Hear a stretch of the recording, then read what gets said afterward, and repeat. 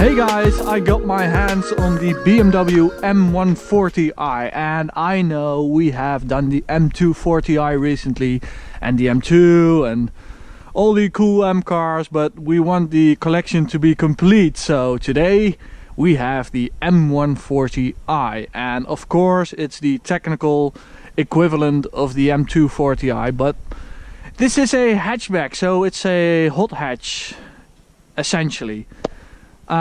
So you can compare this to, let's say, the Audi S3, the VW Golf R, Seat Leon Cupra. They are very different in price, however, but essentially this is a hot hatch. So it's actually quite different from the M240i when you look at the market, because the M240i of course is a coupe and this is a hatchback. So you do have all the practical benefits from a hatchback. You can fit a lot of stuff in here and a lot of people, especially when you have the 5-door version. This is the 3-door version, of course, as you can see. And you can also get this one with xDrive. This isn't the xDrive version. This is the ZF gearbox without xDrive. So it does 0 to 100 kph in 4.6 seconds, and an xDrive version does it in 4.4 seconds. And that's crazy fast. Just imagine yourself driving this with the family and going to 100 kph in 4.4 seconds. So that's a lot of practicality and a lot of performance for such a small car. Of course, this has the 3-liter turbo B58 classic BMW engine, 340 HP, 500 Newton meters of torque. Really, really nice. I absolutely love this engine. And I also really like this red color on this hot hatch. This is what a hot hatch should look like. It should be a bit aggressive, and it is very, very aggressive in this red color. I really, really like it. Okay, it's quite cold outside, so let's see what it's like to drive. Is it any different from the M240i?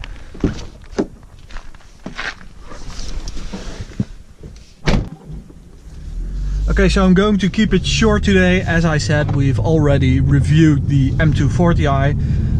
If you want all the cool stuff and info about this car, check out the very elaborate review of that car. You can click the I thingy at the right top corner to go to that video. So this is a bit of a short review.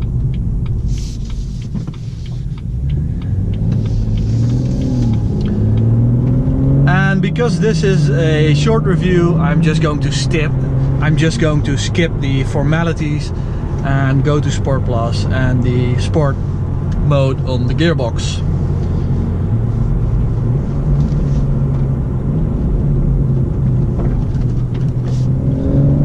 So we've just finished recordings on the Autobahn, and it felt a bit different from the M240i on the Autobahn. So at high speeds you do notice that this is a hatchback and not a coupe, and it seemed a bit stiffer and less comfortable actually.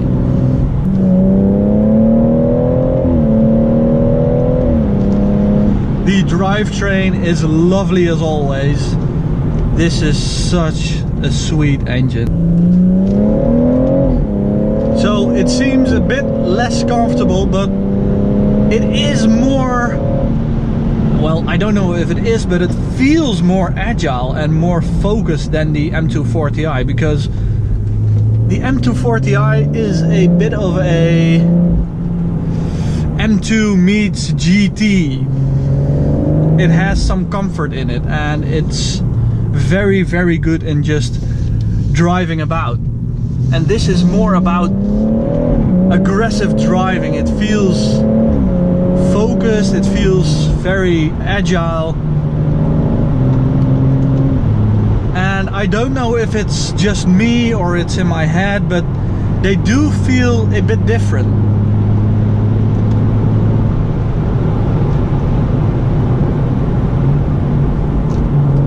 So as I previously said, with xDrive, this thing is capable of doing 100 kph in 4.4 seconds. That's just 1/10 of a second slower than the M2.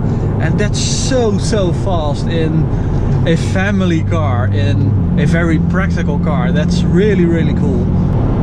And the competitors to this car, VW Golf R, Audi S3, Mercedes A45 AMG, you don't get this sweet 6-cylinder in all those cars. You always get 4-bangers. And I absolutely love the fact that BMW still sticks to the classic inline 6 turbo engine. And they just keep on developing this engine. It's now the B58. And it just keeps getting better and better and better. It's a bit like the Porsche 911. What's also different is the way you experience the space in this car. It feels more spacious than the M240i, in which you sit a bit lower and the roofline is lower, so it's more like a sports car. But I prefer this hatchback feeling, in which you just have lots of space. And another reason to go for this M140i over the M240i is that the M240i is a bit stuck in between. It's not this GT.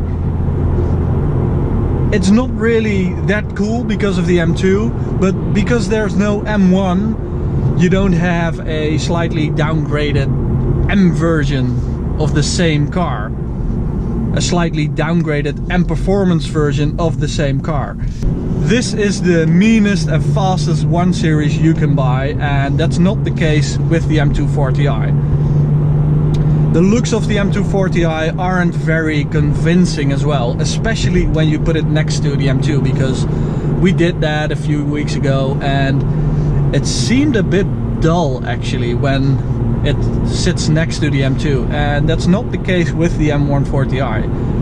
It looks a bit, it's more special to look at. So as I said, we also did an Autobahn run with this car, and on the Autobahn it really seems very different. So if you have some time, check out the M240i Autobahn POV, and then check out the Autobahn POV of this M140i. And do tell me what you think of the difference between the two cars in terms of pricing, looks, experience, whatever. Please let me know. Okay, so I'm going to take this car back now to BMW M De Maas in Echt. They are the BMW M specialist of the Netherlands, and I think they want their car back. Okay, thank you for watching. Bye.